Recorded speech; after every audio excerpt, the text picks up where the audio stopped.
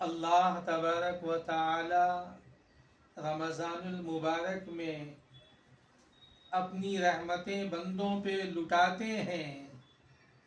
ہم اہل ایمان مومن اور مسلمانوں کو چاہیے اس ماہ مبارک میں ہم اللہ کی رحمتوں کو لوٹنے والے بنے۔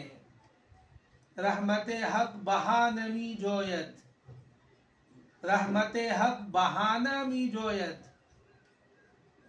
اس ماہ مبارک میں اہل ایمان عبادتوں میں مصروف رہتے ہیں، ہمہ وقت اعمال خیر کی طرف متوجہ رہتے ہیں۔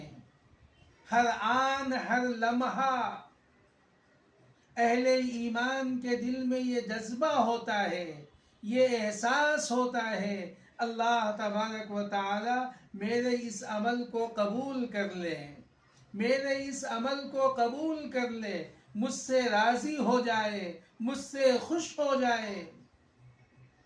جب اہل ایمان کا، ایک مومن و مسلمان کا جب یہ جذبہ ہوتا ہے، اللہ تبارک و تعالی کی رحمت بھی بندے کی طرف متوجہ ہوتی ہے، اور بندے سے کہا جاتا ہے کہ مانگ، تو کیا مانگتا ہے؟ تو جو مانگے گا وہ تجھے دیا جائے گا۔ تو مانگتے مانگتے تھک جائے گا میرے بندے، میں تجھے دیتے دیتے نہیں تھکوں گا۔ تیری خواہشوں، تمناؤں، آرزوؤں کی فہرست مکمل ہو جائے گی، میری نعمتوں اور رحمتوں کا خزانہ کم نہیں ہوگا۔